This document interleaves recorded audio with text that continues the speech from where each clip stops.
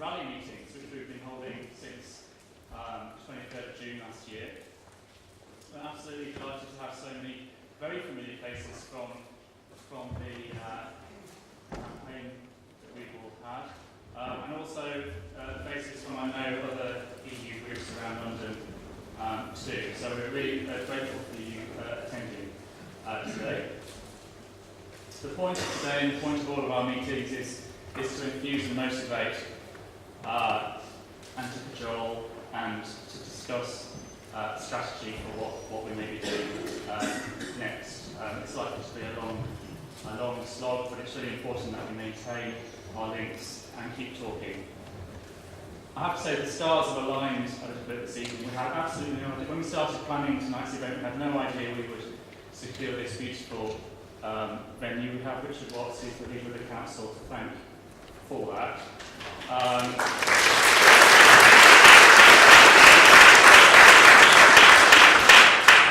Normally we're out in a stall on the street without a permit, I should probably say. So it's very nice to come inside from the rain. We had no idea that we'd have such a stellar lineup as well. There are some speakers who weren't on the original bill when we advertised the event, which we're absolutely thrilled about too, and we'll get to that shortly. We also had no idea that the business leaders in Parliament and the First Minister in Scotland would make our event so topical. So thanks to them in kind of a strange way as well. First of all, some practicalities. The obvious goes for mobile phones, please. If you need to go to the loo, it's outside the door and down the corridor to the left. Keep going. We are filming this evening, and it will be available on YouTube tomorrow for you to circulate. So I'll be mentioning that at the end. If you don't want to be pictured on camera at all with this motley crew, then you may want to stand at the back, but I think most of you are probably quite comfortable with that.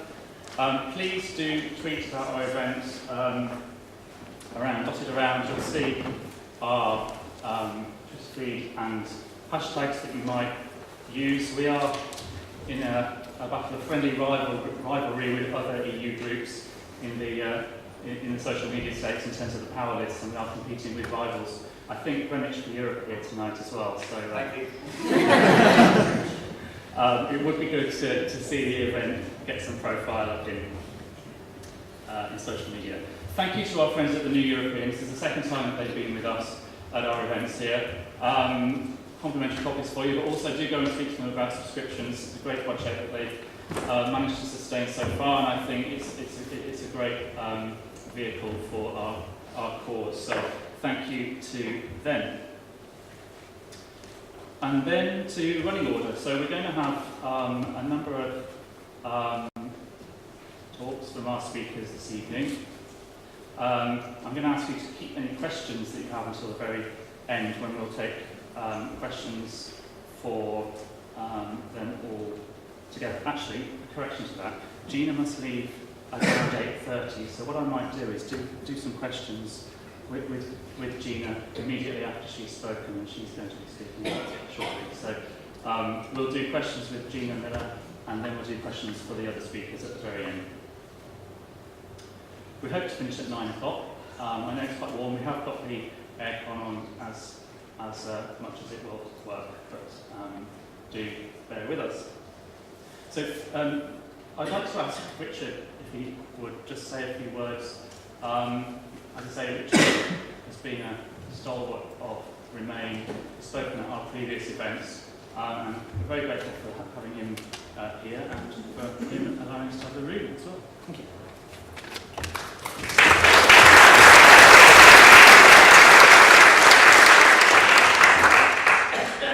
Thank you. Can I start by thanking you, Nick, and your team for putting on this fantastic meeting this evening. I'll have to pretend I didn't hear the thing about the lack of permits, as council staff get very, very worried about that kind of thing. Look, it's fantastic that this town hall is not just a place of business where the work of the council gets done. It's also a place where the community of Islington can get together for discussion, debate, to really hammer out the issues that matter to us and our borough. And you are all very welcome here indeed this evening. I'm also very proud indeed to welcome such eminent speakers to Islington Town Hall. Bonnie, Anthony and particularly Gina, for the work, and welcome you all and say, we stand with you in the work that you are doing. And Gina, if I may, can I just particularly welcome you? I know the abuse you and your family have received since the brave stance that you took has been appalling. I think we're all used to getting a bit of grief as politicians, but nothing compared to the grief that you have had. And I think that as our national debate coarsens, as the challenges that we face, real and genuine challenges, seem to lead to a politics of anger, I think it speaks incredibly highly that you stood up against all of that, and you're here this evening as well. So Gina, you're particularly welcome. Thank you.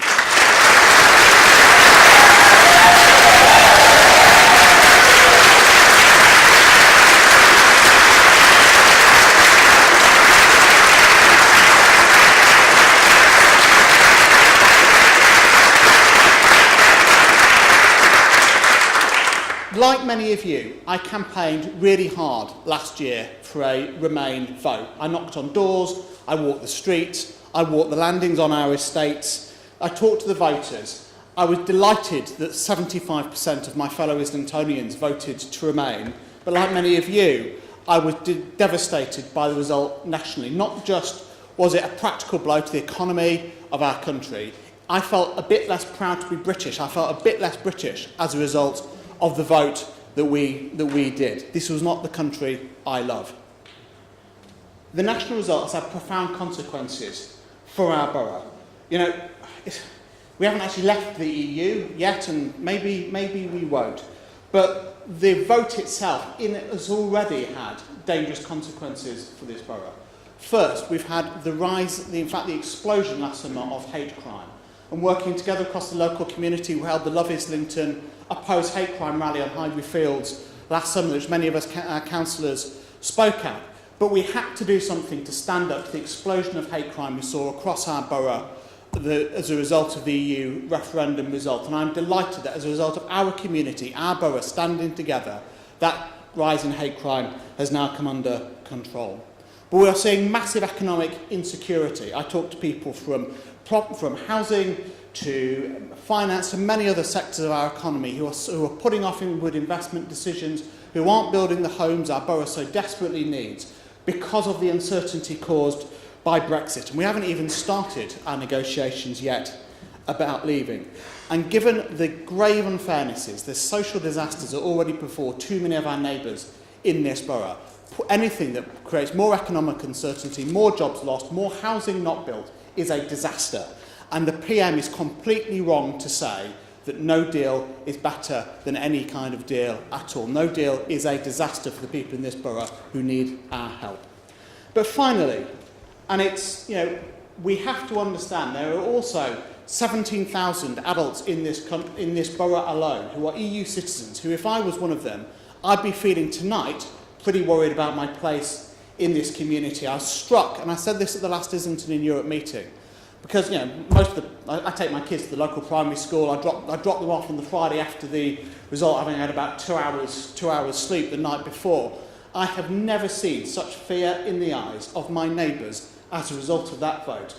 These were people from many backgrounds, all of which happened to have an EU passport, and that fear was real, and I felt desperately sorry for people. I wanted to be able to reassure, but I couldn't. It is disgraceful, in my view, the House of Commons voted tonight to not give EU citizens the reassurances that they should have, that their place in this country is secure, whatever happens over the next few years. And I commit the resources of this council and of my party and of all of this community speaking together to fight for the right of EU citizens, the 17,000 adults in this borough, to stay in this country, whatever comes out of the next few years. We will not see politics plague the lives of our neighbours. We will not see our community ripped apart. Thank you for coming. Let's fight together. This is some things we can win.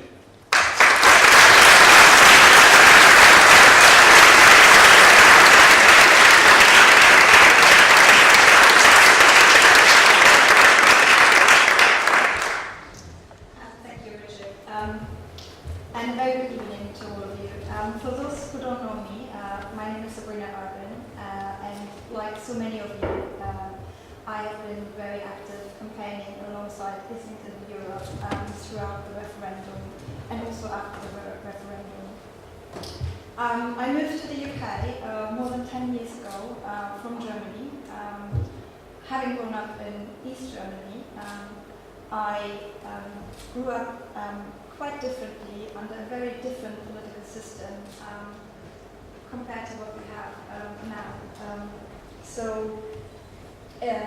And that was the, just to say, the GDR, so the German Democratic Republic, very isolated and very separate from Europe.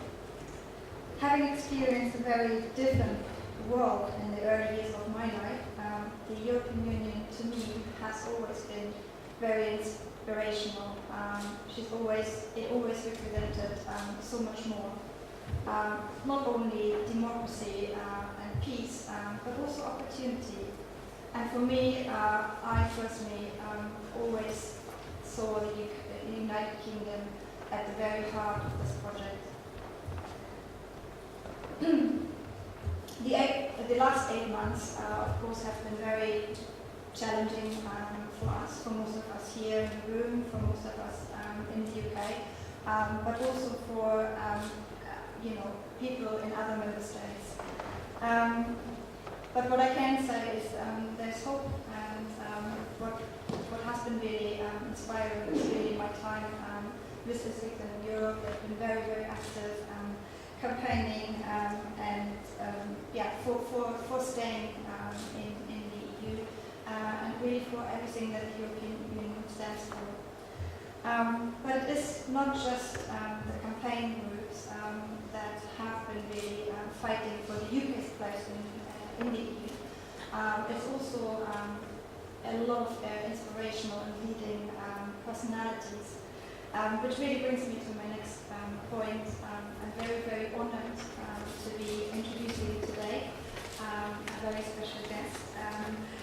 She certainly doesn't need much of an introduction, having been all over the news and having campaigned for Parliament to have its sovereign role in the Brexit process. Welcome on stage, Gina Miller.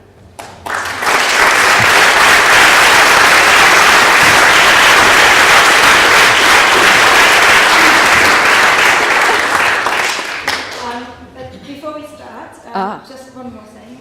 We would like to actually thank you on behalf of Islington In Europe. Thank you for everything that you have done for us. Obviously, you've played a vital role in the past few months, and we feel that you have actually been, your role and achievement has actually been really under-acknowledged, not just by the Parliament, but also by the media. So we really wanted to give you that present as a token of gratitude from Islington In Europe, but hopefully also from all of us here tonight. It was actually commissioned very for you.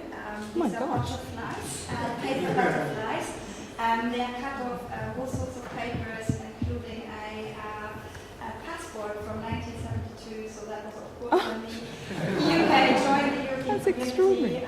There's a map from the UK Parliament as well as the High Court, so you will find all sorts of things. And it is our gratitude for what you have done for us. Thank you very much.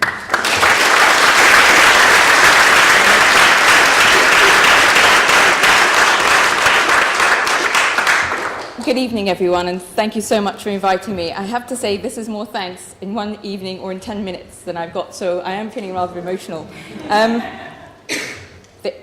So ironic butterflies, it's actually the symbol of my foundation because I believe very much that one flutter of a wing can be felt around the world, so it's very apt. And I'm greatly saddened tonight because I'm not sure the government, as they voted this evening, it's quite ironic that it was this evening, so both houses have passed the Act unamended, that the enormity of what they've done is almost like an act of war, and I don't think they understand that. It will change the course of our history unless we all stand up. So I'm greatly saddened by this evening and the vote. The fact that I fought and put up with an awful lot to bring the MPs to water, like the horse, but they didn't drink. They have become a rubber stamp. They've forgotten about conscience and principles and our country. They've thought about their own pockets and their political positions, and they should, as far as I'm concerned, hang their heads in shame. There's something I do when my children ask me why I do what I do, and I call it the pillow test. Do you go home at night and put your head on your pillow and think, I've done the right thing, I've done the best I could, I have no regrets? I hope that they do not sleep well tonight.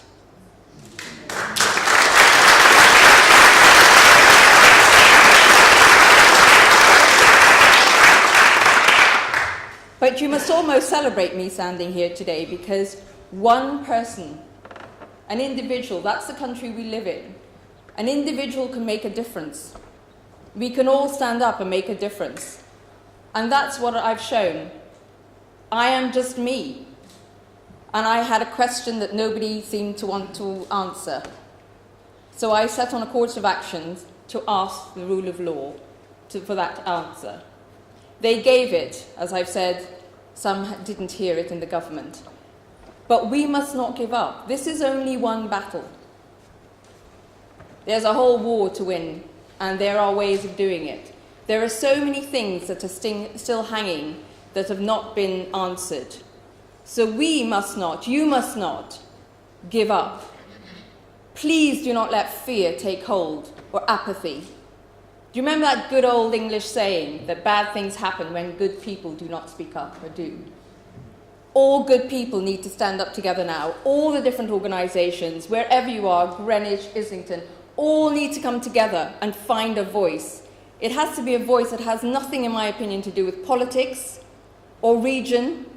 It has to be a voice about right and wrong, about Britain and what is best for Britain. And we can all do that together with one voice and a very strong message, which is, we will not let you, the government, decide our future. We will all be part of that conversation if the politicians will not. We will stand up and make our voices be heard, because it's the thing we own, and it's the most powerful thing we own. And that's what we have to do. I'm saying to people around the country, please do not feel apathetic. Please do not feel that you cannot change anything. You can. And we have to remind the government that in the space that's a lack of opposition, there are others who will hold them to account. We can all do that, and we must not stop doing that. For my part, we've lost the amendments, a meaningful vote this evening. It's gone through unamended. I think it's absolutely shameful, as Richard says, that the moral amendment on EU citizens was not included. The meaningful vote amendment was actually a safety net. It was something to ensure that they can't literally become an autocratic government. That has also not gone through. But there are so many tiny bits of hope that come together and can really bring a light to all of this. For my part, I'm not done. My judgment was very clear. It confirmed that only Parliament can take away or diminish individuals' rights. In 18 months' time, when the government comes back with their negotiated deal, whatever the deal is, including no deal, that will affect people's rights. That's when the bullet will hit the target and we know the collateral damage. If they do not have a vote in Parliament and an act of Parliament, I will take them back to court for contempt of court.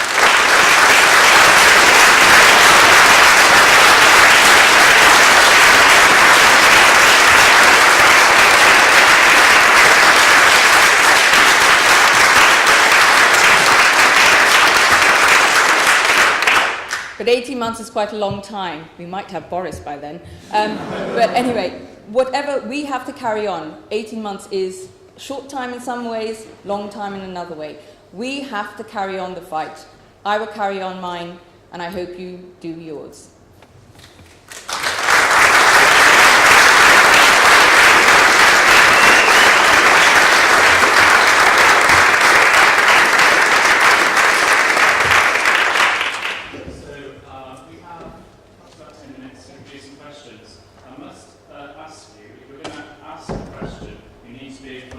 microphone. The microphone's on the fixed seats in the archway there, so in the arc. So if you're in one of the central seats, then do move swiftly.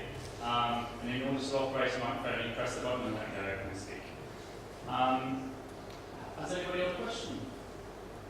On that road. Press the button and let go.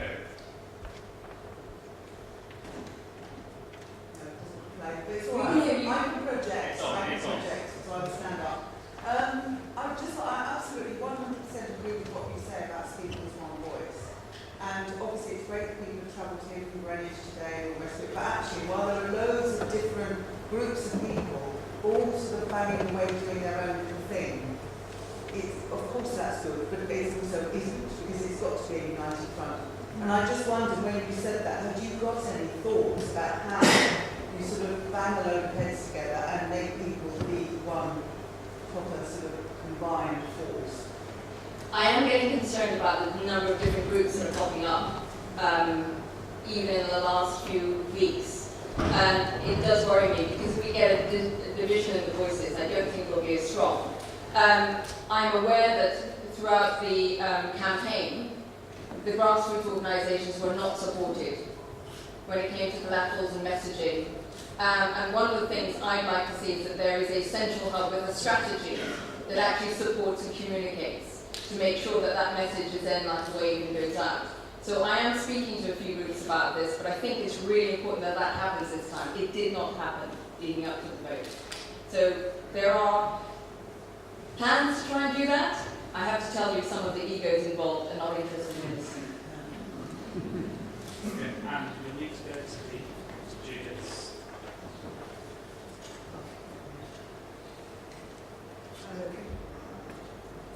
Is that working? Yeah.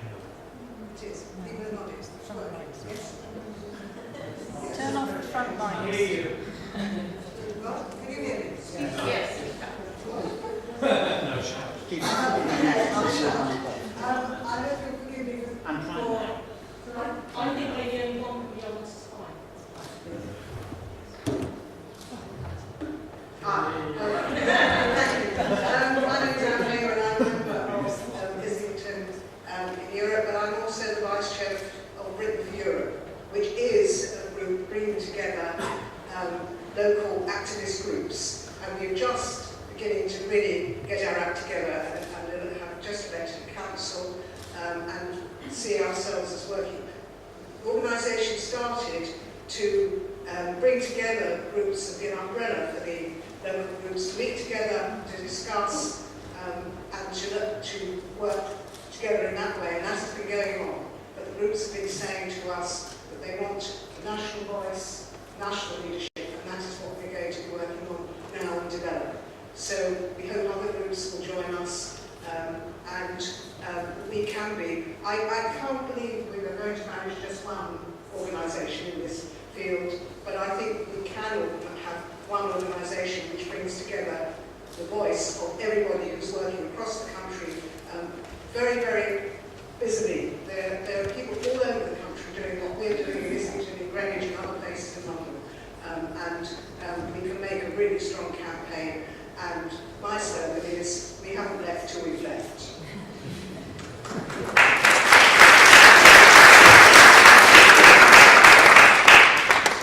Questions for Gina? Sort of in the record. Yeah, can you move to my phone? Yeah, fine. It seems strange talking away. I was very encouraged to hear about the idea of putting another court case if need be together to affect the final vote. Are we going to have a problem with time scale? Will we not know what's going on until the last minute? Is that practical consideration? Sorry, I didn't say what it was. Sorry, it's Nigel Swift, being recorded for Europe. I have an even more urgent concern in that if you look at some of the lunatic leaders this weekend and when their speeches and they were out in force, there were a couple of things being repeated, and one of them, which hasn't been picked up in the press yet, and I am going to go do more work and find out about this, and I suggest everyone does, was this idea that in 6 months' time, if it doesn't look as though we're going to get a good deal, they're going to leave and forfeit the rest of the negotiation. That was said by 2 different individuals this weekend.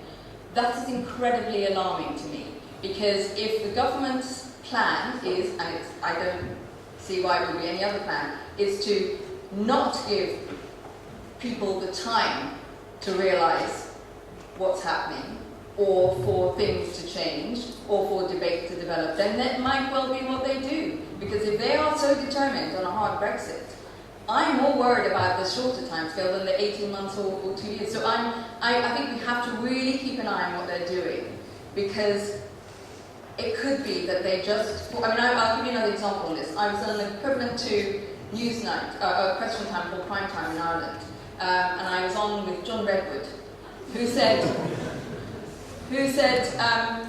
I don't know why you're getting so fussed about this 2-year negotiation amendment. We should just be triggering Article 50 and leaving now, forfeit those negotiations, and just leave, because we are Great Britain. Now, but he is an important advisor, and those are the sort of the people around, and that's what worries me. So we do have to keep an eye. I'm really concerned about how much detail we'll get, but I have a feeling Europe will be more vocal about telling us what's going on. So I think we'll be helpful from that point of view.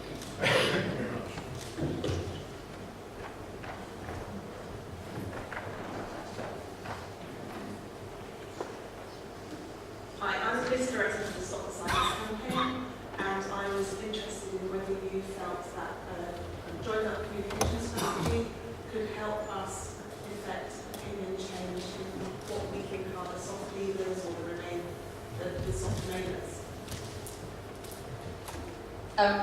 In the last month or so, my postbox email, whatever communication channel from Leavers has switched. I am starting to get emails, letters from Leavers saying we did not vote for leaving the single market. There is a mood change happening, and I call it we need to sit down with the lever. We need to start talking and engaging, not dismissing, because we've got to go ahead together.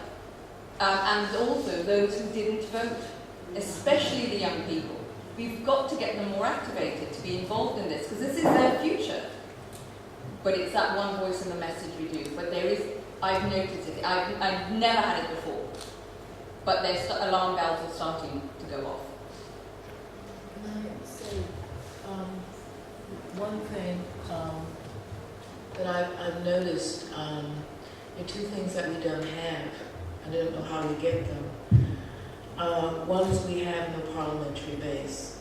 There's no opposition to this in Parliament in either of the 2 houses, and the country works from representative democracy no matter what's happened in the referendum. So we don't have that. And I would think that some aspect of the campaign has to focus on bringing around people in Parliament, even now, and devote their entire time to that, nothing else. There are people in the upper house and in the Commons who are on the edge on all parties. And we need, I think there should be a campaign that's absolutely dedicated to letting those people feel that they are secure. Because the problem is that they're voting, particularly the Labour Party, is because it's worried about its base in the north. And there are individuals who are worried about their constituencies. And I think one of the things we have to do is find those individual members of Parliament, as Gina says, no matter what party they're in, and support them, let them know that there's a base. There's a new base for them. Even though we can't directly vote for them, we can be there for them. The second thing we don't have is the majority of the media is for leave. Now, it isn't necessarily actively for leave, but we're in a media moment, I think as Gina pointed out too, where people are in a bind. The BBC certainly is in one, and somehow that has to be penetrated because there's a wide group of people who didn't vote. There are Twitter accounts coming up called "I regret that I voted leave." This is quite serious, and I think if we can find a way to take the campaigns and break them off into different missions that they're going to do, I think we can begin to affect people that's what I'd like to try and see happen. Okay, one more question for Gina.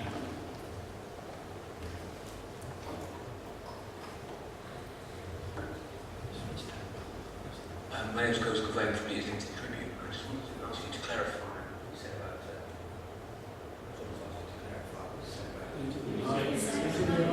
sorry, to clarify what you said about the meaningful vote and the threat of contempt of court, to take the government back to court, essentially what you said.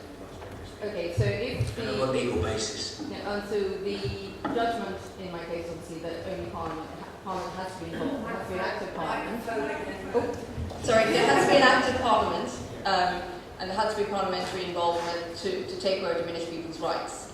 So if you consider the Article 50 bill is the gun firing the bullet, it isn't until it hits in 18 months' time, the target, we're going to know the collateral damage. So at that stage, even if it's WTO, there has to be parliamentary involvement. There has to be a debate in both houses and act of Parliament. So there'll need to actually be 3 bills in this process. Article 50, the 18-month negotiations bill, and then the Great Repeal Act. The government at the moment, that hasn't quite dawned on them, or it's beginning to now. I just want to say something quickly on Ronnie's point about the media. If you look at all the way through history, the rises of populism, the media has actually played a very strong role in it. If you look back at the radio during the war, etc., the media have been very responsible. What worries me is that we've never had social media. We've never had media in the form that we're seeing now, and people don't know what to believe and what not to believe, and what is true and what's not true. And it's very quick and it's very aggressive. And the online media, and this is, I can just say from my experience, the online media are also adding to the fuel because, they'll write something and it's read, and then they'll apologise the next day or take down the comments. Well, actually, the damage has already been done. So there is real, and unfortunately, I don't think things will change on their own because the media owners, and this is the thing again in rises of populism, the media owners are the ones who benefit. And that's what we're seeing at the moment. And they become the sort of political rags of the political party at the moment. They're acting the way they are because they've been given permission. To put the judges up as they did in my case, to be able to say the things they said about me. They needed to have political permission to do that. But one of the ways of fighting it, and I've said this is because you can't maybe sometimes fight things like direct, head on, is if you see something, your business or whatever, or you see something in the papers yourself, complain to IPSO. There is an organisation there for you to complain to. They might not have a IPSO code, might not be fit for purpose, and there are all sorts of issues they've got, but at least start complaining. Bombard them, tie them up in knots. If you see something in the sun, whatever it is, literally, that's something you can do, because the other thing I keep hearing from media is, but people are complaining. So we need to start speaking up in the media and saying this is not acceptable.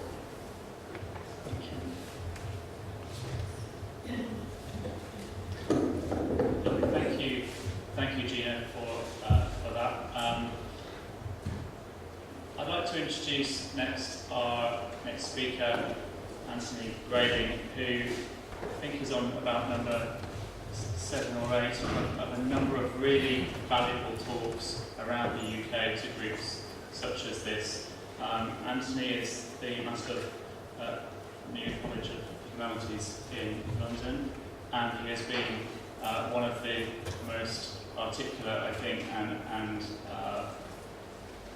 keen advocates for our cause since June. So, thank you.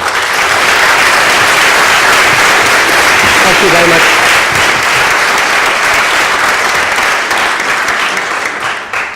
Thank you. Well, absolutely nobody in this country, and that includes everybody in Whitehall and Downing Street, knows quite what's going on and what's going to happen and what the next steps are and how long it's going to take and what the European Union are going to say. All our partners and friends in Europe, all 27 of them, the Commission, the Council of Ministers, nobody knows, except that it is going to be very complicated. I use the following analogy. It's not the most tasteful of analogies, but it is the most accurate of them. And that is that if you think about what's been happening in the last 40 years, which the UK and all its European partners have together been very, very carefully and meticulously stitching together a great tapestry of arrangements and relationships, economic and legal and social, in order to form this European Union of ours that we still belong to. That what that makes us is rather like one of a pair of Siamese twins joined at the brain.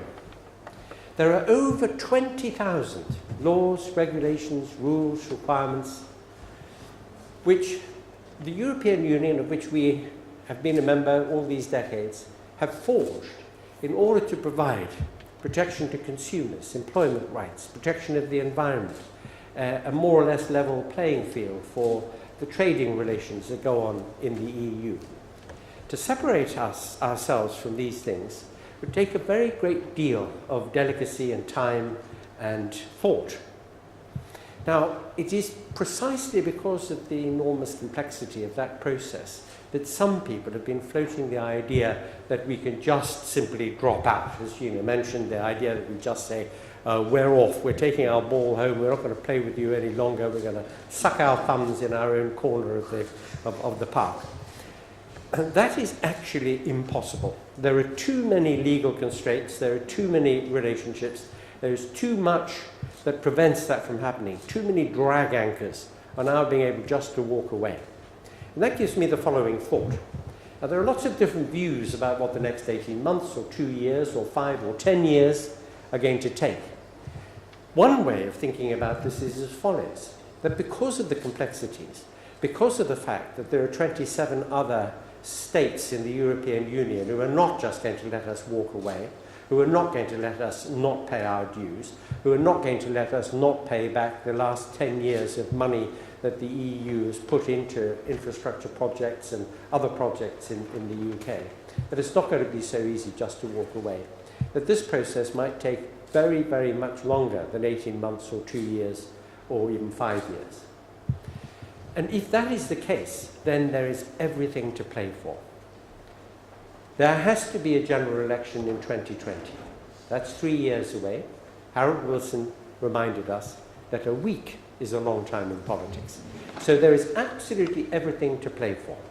And that means that we have to stay committed. We've got to stay the course. We've got to do the work which will ensure that by the time 2 years comes or a general election comes, there will be a very, very palpable change of mood in this country which makes it impossible to leave the EU. We have to stay angry. Stay angry in the coolest, most determined possible way so that we can maintain the campaign. And to stay angry, we have to be equipped with a very clear view of what's happened to us. Because what has happened is politically illegitimate and it is constitutionally improper. Now, this audience is made up of people from Islington, Greenwich and Croydon, as I understand it. Okay? So where is Croydon? And where? Say, where? More names. What? Oh, lovely, lovely. Okay, so you're all obviously highly intelligent people, which is why you're here tonight. And that is why you were almost certainly reading John Stuart Mill in the bath last night. And you will therefore remember, having pored over the pages of his book, Representative Government, you will know what he says about constitutional morality. Think of this. Back in 1979, there was a referendum in Scotland on devolution. You may remember that there was a majority, a small one, 51% for devolution. But the bill that instituted that referendum required that there be a minimum 40% vote of the entire electorate in order for that constitutional change to take place. It turned out that there was only a 32% vote on the turnout on the day. So devolution didn't take place. In the 2014 Scottish independence referendum, 16 and 17-year-olds and EU citizens had the vote. In the EU referendum of last June, not only were 16 and 17 years excluded and EU citizens who live and pay their taxes here excluded, and lots of British expatriates who'd been away for a certain length of time denied their rights as British citizens. Not only did that happen, but there was no provision made for a floor, a minimum vote. There should, of course, have been a supermajority specified, but even a minimum vote. Perhaps just the minimum required of public service trades unions if they're going to strike. They have to have a minimum of 40% of the total membership of the union. Notice that the House of Commons has to have a 66% vote of all members in order for there to be a dissolution outside the term of the Parliament. But this EU referendum, in which 37% of a restricted electorate voted to leave, and on the basis of what was advertised perfectly clearly before debates in the House of Commons in 2015 on the referendum bill as an advisory only, a consultative only referendum. And if you've read what David Cameron himself has said about the preparations for that bill, he said, oh, we didn't want to annoy the right wing of the Tory party, so we didn't insist on having 16 and 17-year-olds. If you just take all these facts into account, you will see that where there is inconsistency, gross inconsistency in our constitutional practices in these sorts of matters, something fishy is going on. This is constitutionally improper. That should make us angry.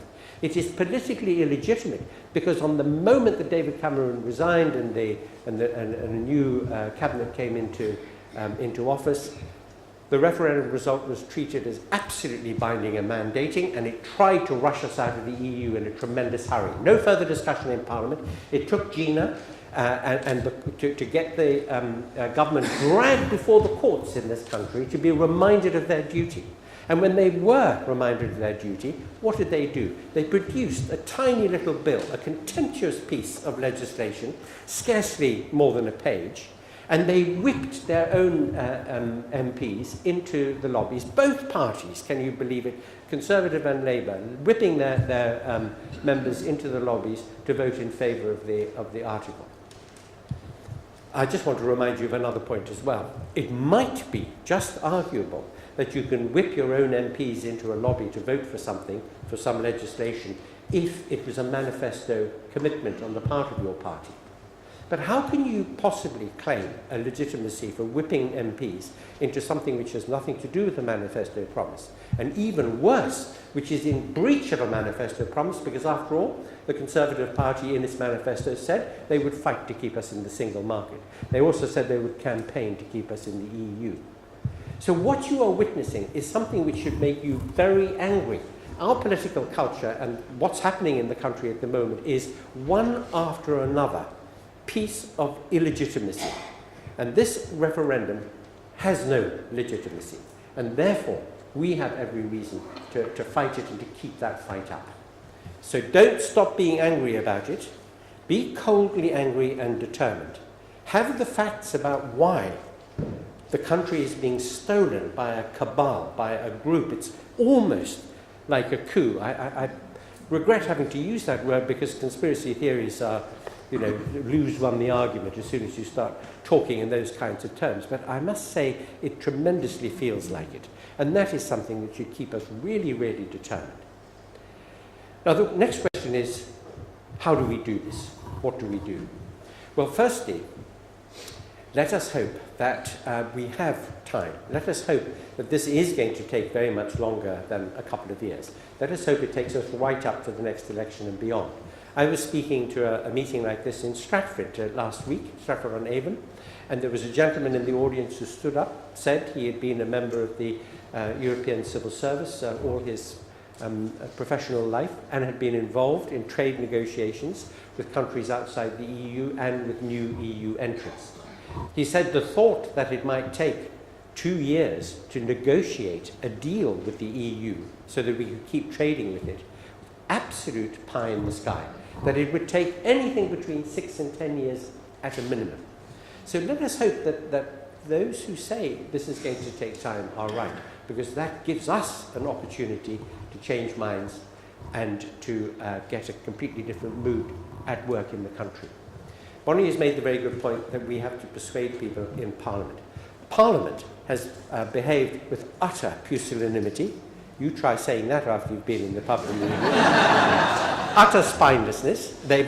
Therefore, we've got to encourage and support those MPs we know to be Remainers, and indeed the majority of them are. So we've got to make it okay for them to get a spine and to stand up against the process. encourage them and support them. Those who are leavers, well, some of them are pretty hopeless cases, but we can try to target some of them and change minds too. So that would be one thing that we need to do. Another thing we need to do is we need to get hold of those Remainers, people who voted to remain, who are saying, oh well, it's all over. Claim them back. Don't let them get away. Don't let them give up. Give them all the arguments and all the encouragement to stay as part of the campaign to keep us in the European Union. Leavers. Now look, all the people who voted to remain knew what they were voting for. After all, we've been in the EU for decades. We know what the EU is like. It's a tremendous, imaginative, noble project for unity, for progress, for prosperity, to bring people together, to heal wounds of centuries caused by all the wars and conflicts that we've experienced. It's a project which, of course, has flaws and problems. Any great project does. What one does with a great project that has flaws and difficulties is one works to try to make things better. One doesn't run away. But we know the value of the EU, those of us who remained and wanted to remain in the EU. This is something which is an item of knowledge and of experience.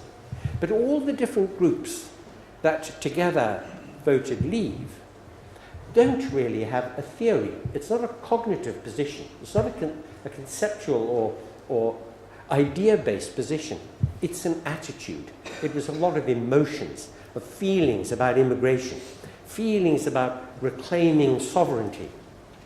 I ask you, sovereignty. I mean, what a vague, completely undefined notion that is. And there the leavers saying, oh, we've got to take back control and so on. If you have had, and I'm sure, this being Islington and Croydon and Greenwich and all the other lovely places you've mentioned, you will have read the white paper.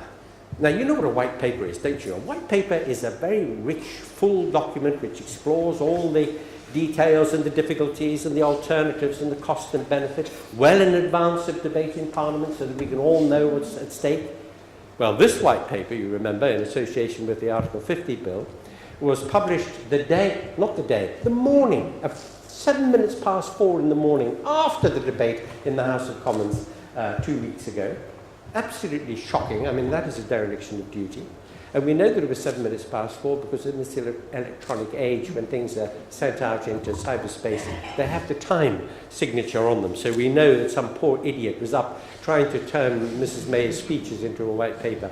And the only thing of real interest in the paper, apart from the terrific lie that 65 million of us are wholly behind Mrs. May's project, the only thing of interest in it is Section 2, paragraph 1, where it says, we have never lost sovereignty, but it sometimes felt like it. I'm quoting, okay? It says, we have never lost sovereignty, but it sometimes felt like it.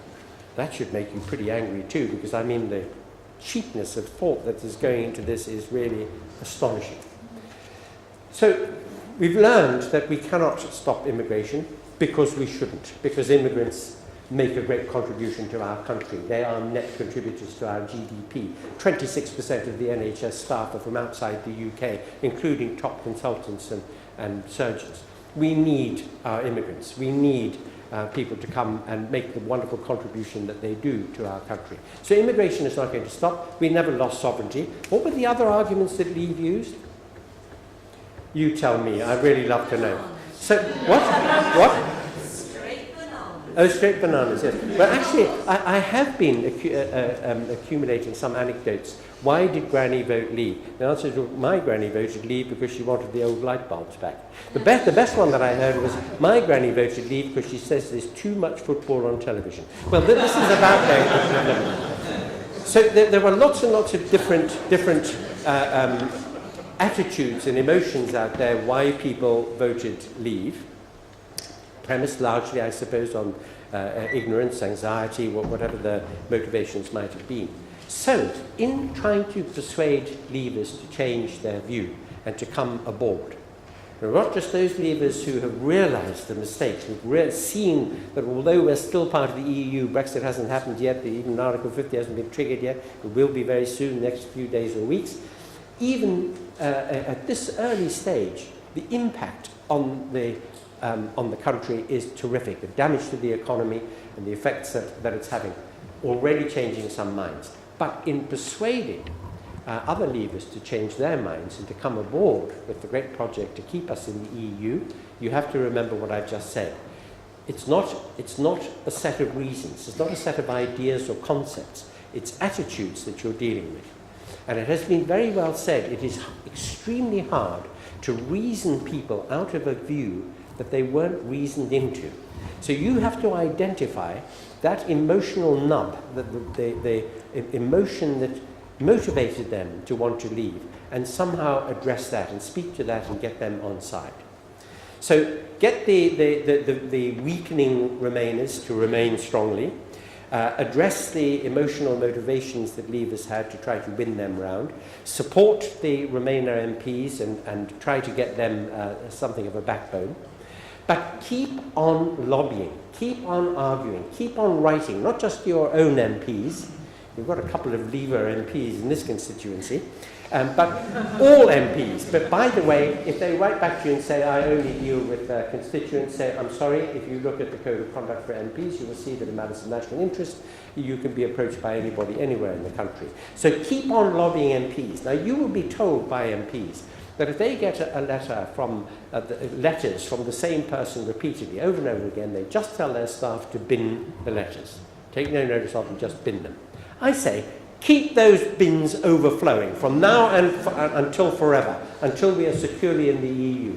Keep on lobbying, keep on arguing, keep on turning up at constituency meetings, keep on intellectually harassing your MPs, so that it becomes perfectly clear that this is not going to go away. The Remain campaign is not going to go away, and we're going to keep on fighting and we're going to keep on growing. The other thing is this. We heard our young friend talk about coming from the GDR. Well, before the wall came down in 1989, in various places in the GDR, people used to get together at the same time, the same place, every week. Sometimes just 2 or 3 of them, sometimes 3 or 4 of them, to protest against what was happening, to ask for an opening up of the country, to ask for democracy. Little by little, these groups grew. If people saw that the same 2 or 3 people were there on Islington Green with their EU flags and talking to passers-by and encouraging them, little by little these groups grew. The movement grew. Not very long before the Berlin Wall came down, not in Berlin but in Leipzig, there were 1 million people in the city. These groups can grow. That if there is evidence of determination, of commitment, it gives other people hope and a reason to join up. They see that it could be made to work. So one really key thing is to manifest your commitment to this cause and to get other people to join it. Now, I think that there's every possibility that Brexit can be defeated. I mean, we are going to see tonight the depressing news about the fact that the amendments haven't been carried. We're going to see very shortly Theresa May triggering Article 50, but in one way, none of this is a surprise. We expected it to happen, unfortunately, however dismayed we are. But we are still at a very early stage. We will see other things happening, not just us, not just the grassroots Remainers. And all over the country, there are groups of grassroots Remainers meeting like this on evenings to talk, to find ways of keeping the campaign going. There are moves now to try to bring all these groups into connection with one another, even if they don't coalesce, nevertheless to be organised and coordinated. And we will see other initiatives coming on stream too. One can't talk about them, but there are things happening in the background which will emerge over the coming months, because there is an enormous amount of determination to keep us in the EU. And if you think about the different demographics involved in this, if you consider that maybe the Remain demographic has some smarts on its side, as the Americans say, those smarts ought to work out a way of making sure that we do stay in. So there is still a very great deal to fight for. And the last thought is this. We meet keen Brexiters, keen leavers. You say to them, you know what you're doing? You're wasting your time and ours. You're giving our country some lost years. Because you know what? It is never going to be the case that the long-term future of the UK is outside the EU. If you do manage to drag us out of the EU, doing us a lot of harm in the process, on the very day that that happens, the fight to get us back in begins. And that we are, in the long-term history of this country, is as a full partner in the European Union. And you are just wasting all our time and costing us a very great deal of heartache and of money by what you're doing. So all these things, all these hopes, one should keep before one's face. Keep before one's face the facts, the reasons why we should be angry, and stay determined.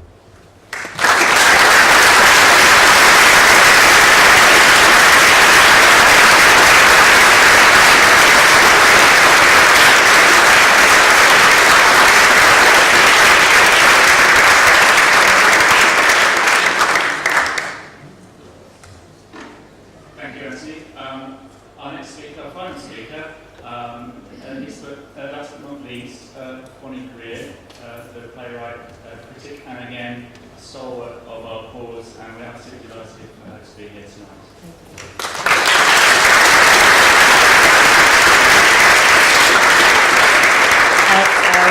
I won't be too long because we need to talk to each other. I think that's the most important thing. I was just sitting listening to Gina and listening to everybody and Auntie and thinking, I have 2 passports. I don't know which country's crazier at the moment. But I think I'll give it to the United States, the crazy cat. The other thing I was thinking is, because I was born in the United States, I'm not considered an immigrant. I'm called an expat. If I had been born in Zimbabwe, I'd be an immigrant. So that's an interesting thing. I write for the New European, which is really a great thing to do. It's a lot of fun.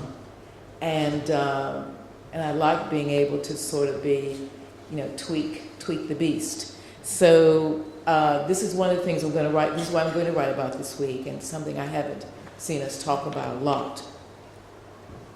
We are rightfully opposed to Islamophobia wherever it presents itself, just as we're opposed to anti-Semitism wherever it appears. But we seldom talk about Afrophobia, the fear and loathing of citizens, of human beings of African descent, especially dark-skinned people. Europe is rife with Afrophobia.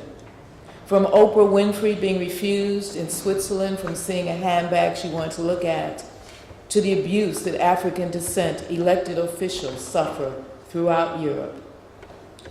Afrophobia is seldom discussed in relation to Europe. It's seldom on the radar, but it is a real and present human rights issue, as well as soul-crushing, life-destroying for the victims of this pernicious and ancient racism. It is hard for you, if you're black, to break through in Europe. Hard when you're confronted with some national customs, like Zwarte Piet, the blackface icon, in whose honor the habit of blacking up at Christmas is part of Netherlands and Belgian culture, and is a growing issue in the nativism that is a part of the right-wing populism sweeping the Euro area. You're very likely to come to work in the Netherlands and Belgium and be confronted by colleagues in jolly blackface, and if you protest, you're sent, as we say here, to Coventry. In France, they don't recognize ethnicities. Everyone in the spirit of the revolution is French.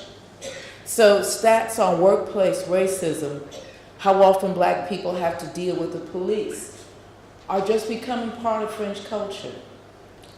There's been progress, but it's not good enough.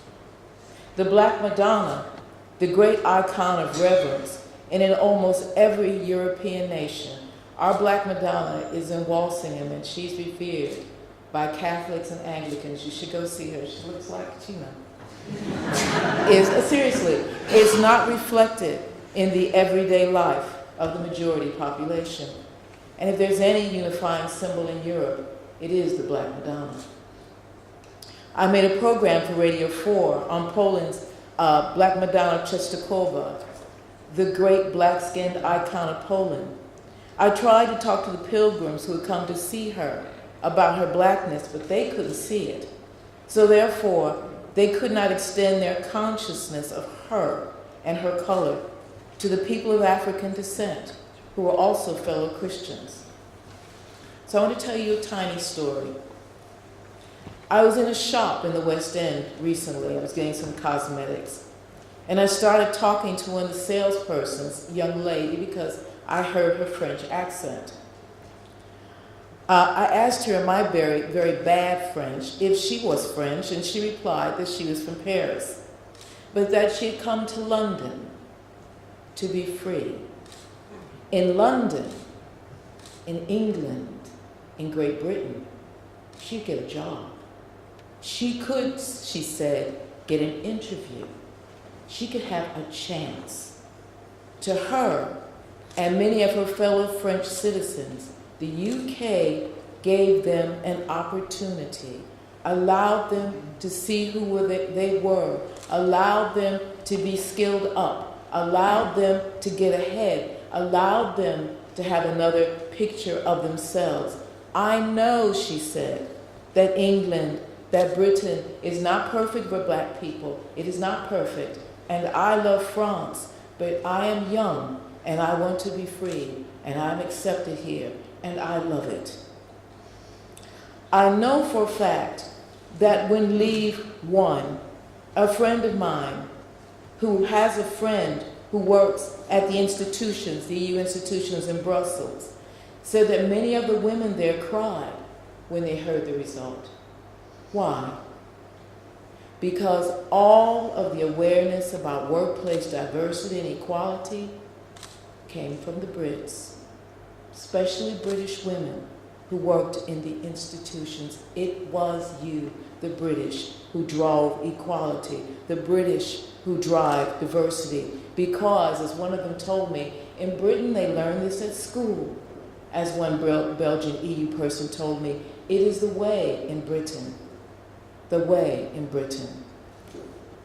As an immigrant myself, someone who's lived in London half of my life. In fact, my first home was in Islington. Didn't look like that then. It is now. I can tell you as an immigrant, and I feel it myself, that the UK is seen and felt by many as the doorway to the world, as a part of a great union of nations, and at the same time, of the UK and Britain itself is the world. But Brexit has uncovered something ugly. Leave has become the flag of convenience for racists, for bigots, for xenophobes. This emphatically does not mean that everyone who voted for Leave is a racist or bigot. That would be an absurd thing to say and a ridiculous thing to imply.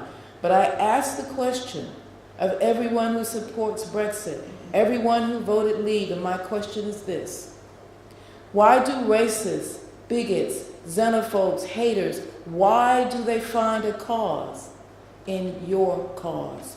Why is your cause a flag of convenience for these people? Why is it a refuge? Why don't you acknowledge that? Why don't you go and work to vigorously root them out of your cause now? Yes, the people have spoken, and we too are the people. We immigrants who have the privilege of citizenship, we immigrants who have been granted the right to stay, we immigrants who believe in this country's civilization, of its wisdom, born out of 2 wars, 2 world wars, 2 civil wars, a war against Napoleon. We know that in this part of the world, that this island and the peninsula of Europe are connected by geography, by values. We immigrants know in our bones and sinews and hearts the deep meaning of that great English poet John Donne, born into a recusant family, a position he later abandoned, but who I believe remained in himself a true recusant, from the Latin word recusare, to refuse. We immigrants, all of us in this room, are recusants because we refuse.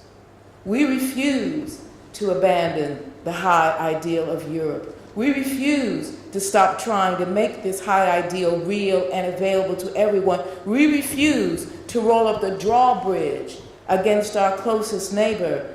London is only 94 air miles from Calais. We refuse to Brexit. We refuse to exit that which we are geographically apart and whose indigenous people are part of the genome of this island of immigrants, because everyone here came from somewhere else.